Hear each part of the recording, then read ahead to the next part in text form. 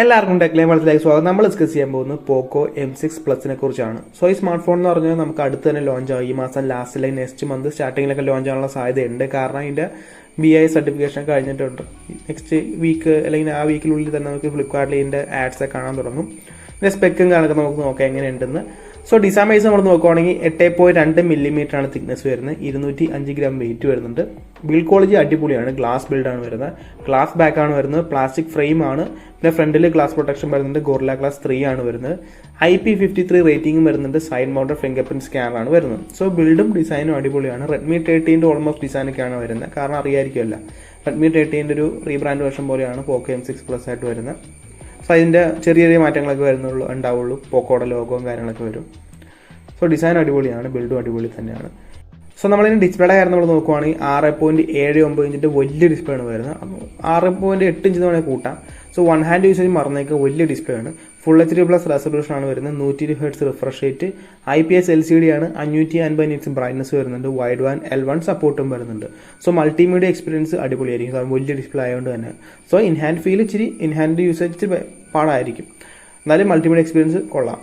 ഇനി ഓഡിയോയുടെ കാര്യം നമ്മൾ നോക്കുവാണെങ്കിൽ സിംഗിൾ സ്പീക്കറാണ് വരുന്നത്, നമുക്കിവിടെ സിംഗിൾ സ്പീക്കറാണ് വരുന്നത്. 3.5 mm ജാക്ക് വരുന്നുണ്ട്, ഹൈ റെസൊല്യൂഷൻ ഓഡിയോ സപ്പോർട്ട് ചെയ്യുന്നുണ്ട്. ഡുവൽ സ്റ്റീരിയോ സ്പീക്കേഴ്സും കൂടി വന്നായിരുന്നെങ്കിൽ മൾട്ടിമീഡിയ എക്സ്പീരിയൻസ് ഇച്ചിരി ബെറ്റർ ആയേനെ. ഇനി പെർഫോമൻസിന്റെ കാര്യം നമ്മൾ നോക്കുകയാണെങ്കിൽ നമുക്കിവിടെ സ്നാപ്ഡ്രാഗൺ 4 Gen 2 AE എന്ന് പറഞ്ഞൊരു പ്രോസറാണ്. 4 Gen 2യുടെ ഒരു ഓവർക്ലോക്ക്ഡ് വേർഷനാണിത്. 4 nm സാംസങ് പ്രോസറാണ് വരുന്നത്. സ്പെക്ക് അവിടെ കൊടുത്തിട്ടുണ്ട്. LPDDR4X റാമും UFS 2.2 സ്റ്റോറേജ് ആണ് വരുന്നത്. പിന്നെ ഹൈബ്രിഡ് കാർഡ് സ്ലോട്ട് വരുന്നുണ്ട്. ഹൈബ്രിഡ് കാർഡ് സ്ലോട്ട് എന്ന് പറഞ്ഞാൽ ഒരു സിം അല്ലെങ്കിൽ ഒരു SD കാർഡ് ഇടാൻ പറ്റും, അല്ലെങ്കിൽ 2 സിം ഇടാൻ പറ്റും, അങ്ങനെയാണ്. ഇനി ആൻഡ്രോയിഡ് സ്കോർ നമ്മൾ നോക്കുവാണെങ്കിൽ ടോട്ടൽ 4,27,069 ആണ് വരുന്നത്. CPU ആണെങ്കിൽ 1,61,131, GPU 47,367. ഒരു ഡീസന്റ് പ്രോസറാണിത്. BGMI ഒക്കെ ഒരു 40 FPS കളിക്കാൻ പറ്റും. ഒരു ഡീസന്റ്, വലിയൊന്നും പ്രതീക്ഷിക്കരുത്. ഡേറ്റ ടാസ്ക് ഒന്നും വലിയ കുഴപ്പമൊന്നും ഉണ്ടാവില്ല, കാഷ്വൽ ഗെയിമിങ് കുഴപ്പമുണ്ടാവില്ല. ഇനി നമ്മൾ വോയിസിൻ്റെ കാര്യം നമ്മൾ പറയുകയാണെങ്കിൽ ഹൈപ്പർ വോയിസ് ആണ് വരുന്നത്. Android 14 ആണ് out of the box. Android അപ്ഡേറ്റ്സിൻ്റെ കാര്യം പറഞ്ഞിട്ടില്ല.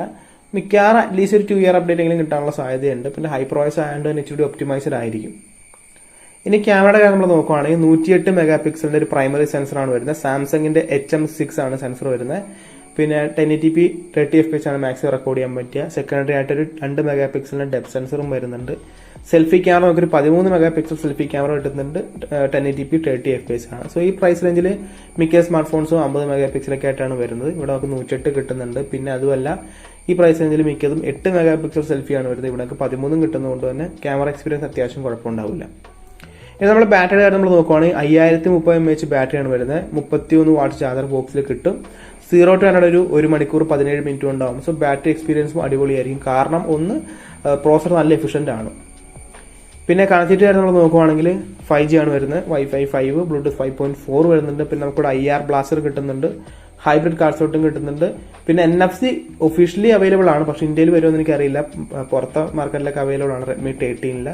സോ അതുതന്നെ ഇന്ത്യയിൽ വരുമെന്ന് എനിക്കറിയത്തില്ല. USB Type-C 2.0 വരുന്നുണ്ട്. സോ കണക്ടിവിറ്റി ഫീച്ചർ അത്യാവശ്യം ഉണ്ട്. പിന്നെ പ്രോക്സിമിറ്റി സെൻസർ വെർച്വൽ ആണ്.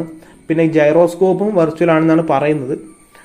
ജൈറോസ്കോപ്പ് ഇവിടെ വരുമ്പോൾ പോക്കോയിലെങ്കിലും അത് ഹാർഡ്വെയർ കൊടുക്കുവാണെങ്കിൽ ഇച്ചിരി ബെറ്റർ ആയിരിക്കും. ഇനി പ്രൈസ് നമ്മൾ നോക്കുവാണെങ്കിൽ 6GB 128 ഉണ്ട്, 8GB 128 രണ്ടെണ്ണമാണ് വരുന്നത്. എക്സ്പെക്റ്റഡ് പ്രൈസ് റേഞ്ച് വരുവാണെങ്കിൽ 13,000 രൂപ, 13,000 താഴെ ആണ് എക്സ്പെക്ട് ചെയ്തേക്കുന്ന പ്രൈസ് റേഞ്ച് പറയുവാണെങ്കിൽ. ആ പ്രൈസ് റേഞ്ച് വെച്ച് നോക്കുവാണെങ്കിൽ ബിൽഡ് ക്വാളിറ്റി അത്യാവശ്യം നല്ലതാണ്, ഡിസ്പ്ലേ നല്ലതാണ്, പെർഫോമൻസ് കുഴപ്പമില്ലാത്തൊരു പെർഫോമൻസ് ആണ്. ഇതൊരു ഗെയിമിംഗ് ഓറിയന്റഡ് ഫോണല്ല, ഒരു ബാലൻസ്ഡ് ആയിട്ടുള്ള ഫോണാണ്. ആ പ്രൈസ് റേഞ്ച് വെച്ച് നോക്കുവാണെങ്കിൽ കുഴപ്പമില്ലാത്തൊരു ഫോൺ തന്നെയാണിത്. സോ നിങ്ങളുടെ സജഷൻസ് ഒക്കെ താഴെ നിന്ന് കമന്റ് ചെയ്യുക. നിങ്ങൾ ഈ സ്മാർട്ട് ഫോൺ വേണ്ടി വെയിറ്റ് ചെയ്യുന്നുണ്ടെങ്കിൽ താഴെ നിന്ന് കമന്റ് ചെയ്യുക. സോ ഗായ്സ്, അപ്പോൾ എന്ത് വീഡിയോ ഇത്രയോളം ഇഷ്ടപ്പെട്ടാൽ ലൈക്ക് ചെയ്യുക, സബ്സ്ക്രൈബ് ചെയ്യുക, hit the bell icon feature കൂടി നോക്കി നെക്സ്റ്റ് വീഡിയോ കാണാം.